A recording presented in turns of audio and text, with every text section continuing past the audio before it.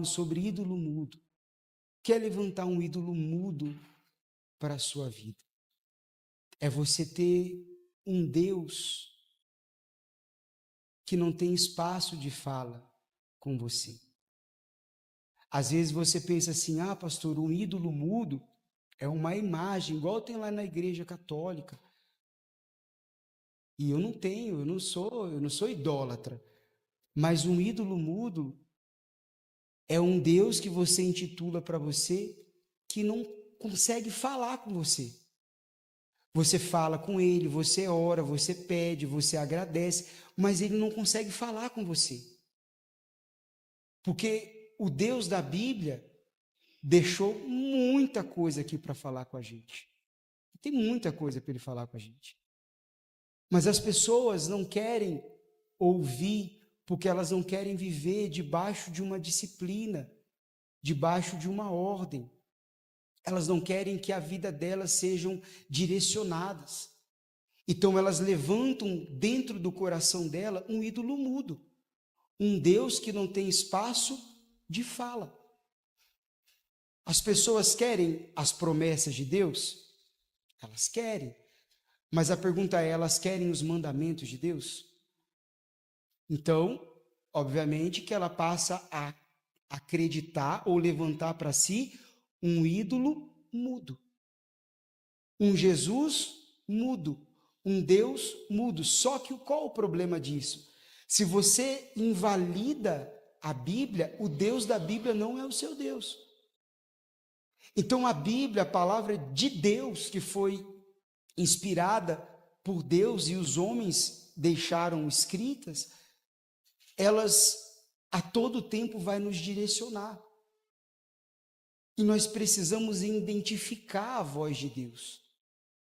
Veja que quando os discípulos estavam no barco e veio uma forte tempestade, eles ficaram desesperados. E Jesus repreendeu eles, porque Jesus não queria que eles ficassem desesperados, ó homens de pequena fé. Jesus esperava que na tempestade a reação deles fosse ficar calmos. Mas olha que nós temos um Jesus que fala com a tempestade, que fala com o mar e a tempestade obedece, mas que fala com a gente não obedece. Esse mesmo Jesus, no jardim, disse para Pedro, João e Tiago, fiquem comigo e vigiem, que eu vou ali orar. Quando ele voltou, encontrou os discípulos dormindo. Então, no jardim, era para estar em alerta, mas na tempestade era para estar descansando. Então, veja que a nossa natureza humana sempre nos leva a se confundir. No Salmo 31, põe aí, por favor. Antes da gente ler, a gente vai pôr aqui na TV, você lê com a gente, é um versículo só. Davi, ele fala assim. Abriu? Na normal mesmo. Ele diz assim, em ti, Senhor, confio. Nunca me deixes confundido e livra-me pela tua justiça. Infelizmente, por não ouvir a voz de Deus, muitas pessoas estão vivendo confundidas. Como um dia Paulo também viveu confundido. Ele perseguia a igreja, achando que estava defendendo o nome de Deus. Até que Deus falou com ele, Saulo, Saulo, por que me persegues? Então, quando estamos confundidos, nós podemos crer que estamos andando numa direção, numa direção certa, mas estarmos numa direção oposta, numa direção errada. Então, o que a gente tem para nos guiar? Nós temos a Bíblia. A Bíblia, ela nos guia, ela nos direciona no caminho que a gente tem que andar, para que a gente não seja confundido. É muito fácil você ser confundido, mas muito fácil. Alguém confundido não sabe que está confundido. Alguém confundido acredita que está certo. acredita que está no caminho certo, acredita que está com as convicções certas, mas é fácil estar confundido. Por isso que nós temos a palavra de Deus para nos guiar. Amém, gente? Então nós vamos ler aqui e entender esse versículo de Hebreus 13, 17. Depois você pode ler o capítulo completo, mas aqui Deus vai falar muito com a gente. Diz assim, eu vou ler na versão NVI, que muda algumas coisas e fica um pouco mais fácil de compreensão do que a ACF, que fala assim, olha, obedeçam aos seus líderes e submetam-se à autoridade deles. Na outra versão fala, obedeçam os seus pastores e se submetam-se à autoridade deles. Aí diz assim, eles cuidam de vocês como quem deve prestar contas. Então, nunca pense, nunca julgue que a posição de um pastor é uma posição fácil. Porque cada alma que está ali, ele vai prestar contas do que ele falou, do que ele orientou, do que ele orou. Cada alma que está ali, ele vai prestar. Tem um estudo feito nos Estados Unidos sobre as profissões, se assim a gente pode dizer, de maior dificuldade. A primeira, em primeiro lugar, adivinha o que é? Ser presidente dos Estados Unidos. Você ia falar ser pastor, né? Em primeiro lugar não é ser presidente dos Estados Unidos, mas em segundo lugar a pesquisa fala que é ser pastor. O pastor, antes de falar, ele já é bandido. O pastor, antes de falar, ele já carrega dentro de si, dentro dele, sobre ele, o título de desonesto, de ter interesse, etc, etc. Não quero entrar nesse mérito. Mas cada pastor, dependente da igreja que ele é, do ministério que ele ocupa, ele vai prestar contas. Então a gente tem que separar o que a igreja, o que Jesus pede da igreja, o que Jesus também fala sobre o pastor. Sobre a igreja, ele fala para que obedeça os seus líderes e se submeta à autoridade deles. E eles cuidam de vocês como quem deve prestar conta. Então o pastor tem o dever de cuidar, porque ele vai prestar contas. Aí fala assim, obedeçam-lhes para que o trabalho deles seja uma alegria, não um peso, pois isso não seria proveitoso para vocês. Então vamos entender isso aqui, mas não vamos esquecer que o tema do culto é você precisa descansar. Guarde esse tema aí que você no final vai fazer sentido para você. Então, não vamos ficar aqui falando apenas desse relacionamento dos membros com o pastor, mas vamos falar sobre vários relacionamentos, porque aqui a Bíblia está basicamente dizendo o quê? Obedeça os seus pastores, para que o trabalho deles seja uma alegria e não seja um peso. Só que isso você pode assimilar e aplicar em vários relacionamentos. Que se você sair debaixo de uma obediência, o que é uma obediência? É o cumprir de regras. É você estar sob uma disciplina. Se você sair dessa disciplina, dessa regra, você vai gerar peso para aquele relacionamento. Então, pense comigo em um casamento. Pense em um casamento. A esposa sabe o que ela tem que fazer. O marido também sabe das suas responsabilidades. E ambos concordaram, firmaram uma aliança. Está sob essa disciplina. Correto? Quem está comigo, diga amém. Eles se colocaram dentro dessa aliança, dessa concordância. Mas se uma das partes resolver andar por si só e fazer o que bem quiser fazer, aquele relacionamento vai ficar pesado para ela continuar. Então, se o casado querer optar em ter uma vida de solteiro, não, eu vou Eu quero sair com meus amigos, eu quero jogar bola. Eu quero sábado à noite ir para o barzinho beber. Não, eu quero desfrutar disso, não. Por que eu não posso ficar com outras mulheres? Se esse camarada optar em sair dessa obediência, o que vai acontecer com aquele relacionamento? Vai ficar pesado para ele. Porque ele vai chegar em casa e vai ver a mulher, vai ver várias regras que ele tem que seguir e ele não quer mais aquilo ali. Eu não sei se está sendo claro para vocês. Ele sabe, ele vai olhar para a mulher, ele vai lembrar que ele traiu ela, poxa. Ele vai ver ela fazendo as coisas dentro de casa, e ele vai falar, nossa, eu fiquei na rua e tal, não quero isso aqui não quero essa prisão. Vai começar a ser uma prisão para ele. Ele vai começar a se ver dentro de uma prisão, mas a esposa tem culpa? A culpa é dele, que ele está escolhendo sair debaixo da lei, da regra, da obediência. Porque se ele ficasse na obediência, ele ia ter descanso. O casamento, ele ia desfrutar no casamento momentos de descanso. Mas de sair da obediência, então fica pesado. Qual é o tema do culto hoje? Você precisa descansar. Não tem nada que traz mais descanso do que quando você está sob a obediência de Deus. Quando você está dentro da obediência de Deus. Imagine comigo um funcionário que vai lá, faz a entrevista, dá o currículo dele, se candidata à vaga de emprego, conquista a vaga e começa a trabalhar.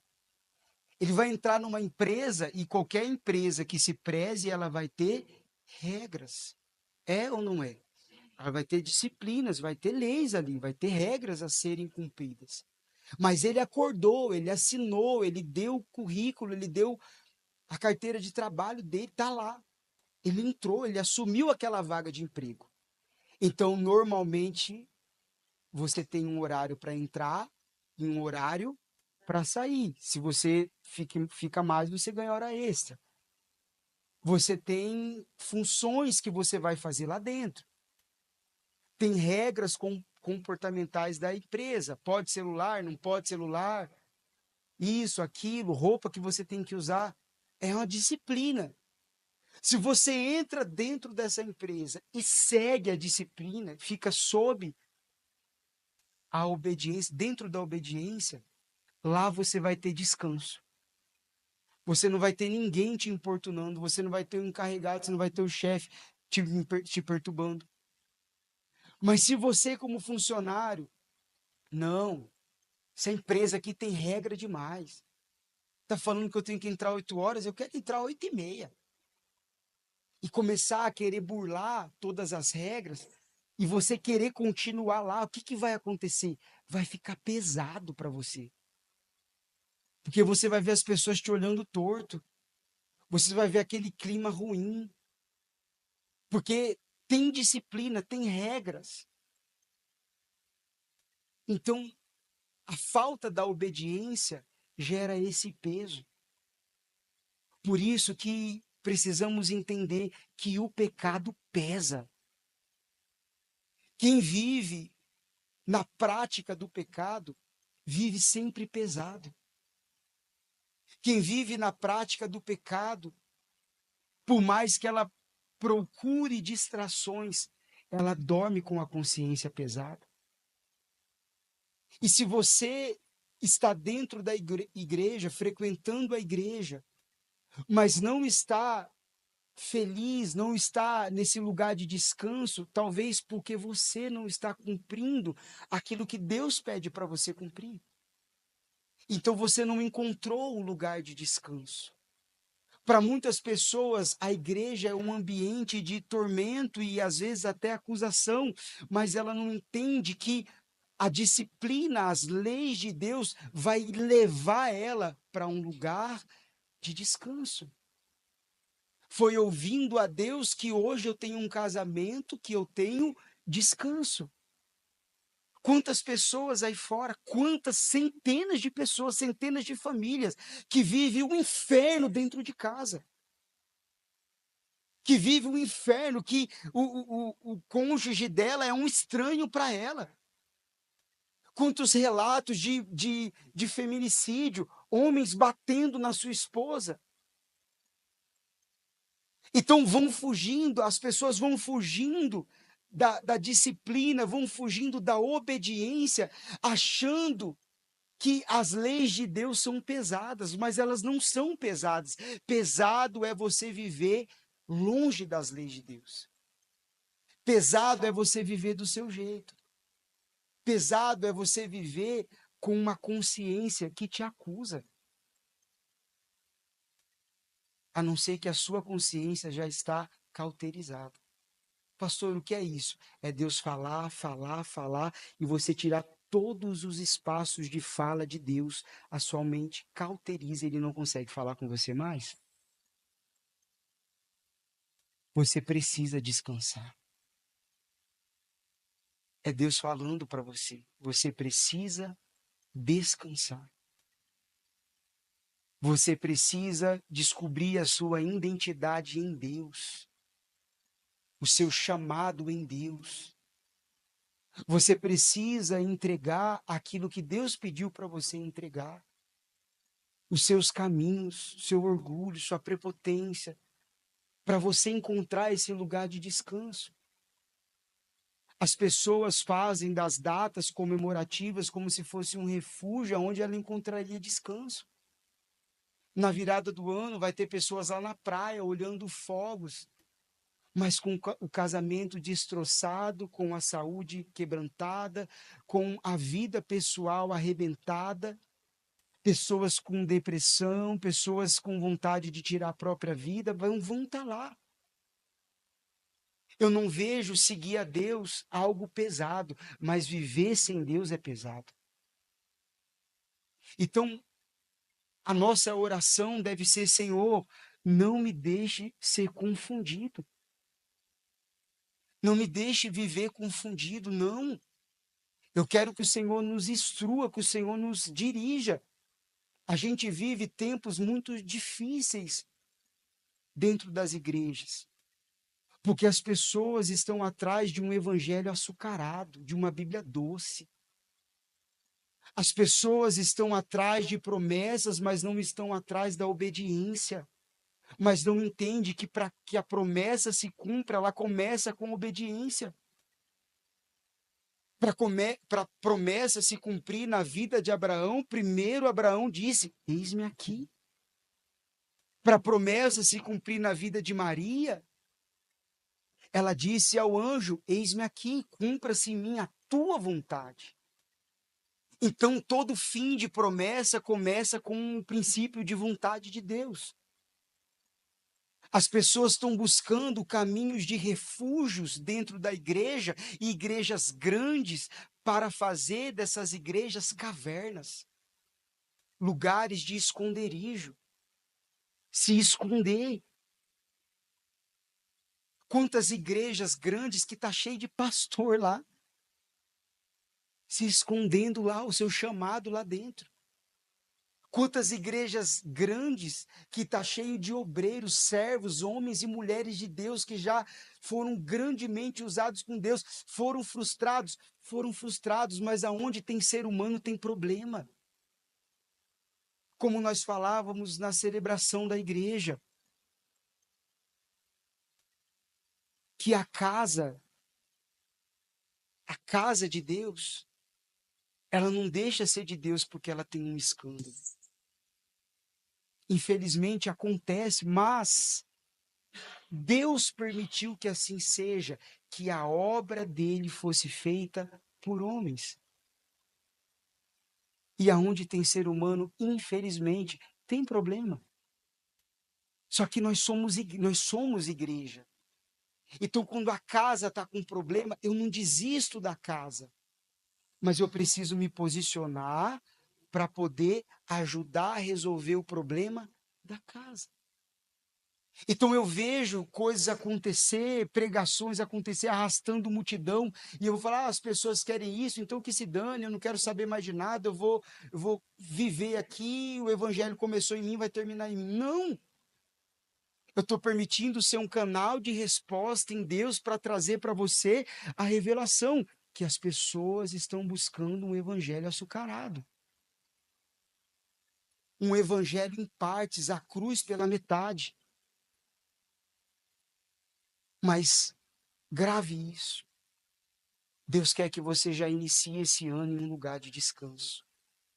E não tem lugar de descanso maior e melhor do que a obediência. É igual quando você era criança e sua mãe dava as tarefas para você fazer em casa. Ó, eu vou sair, a mãe vai sair.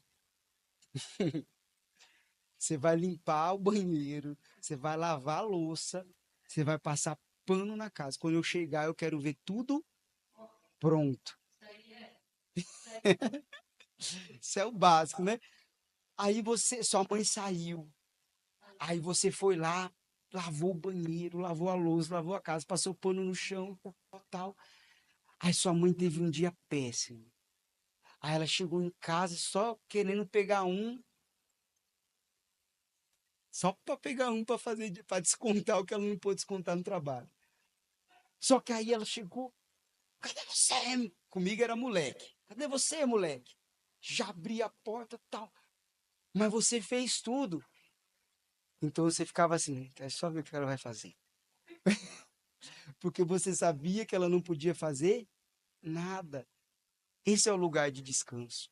Sua parte está feita. Amém, gente? Quando a ira de Jesus vir, hoje nós estamos com a oportunidade da graça. Mas quando a ira dele vir, a Bíblia fala que as nações lamentarão. As nações vão lamentar. Mas se você estiver debaixo da obediência e ver Jesus vindo na ira, com furor, você vai ficar assim, ó. Tudo bem, porque eu estou sob a obediência. Eu estou com ele, estou do lado dele.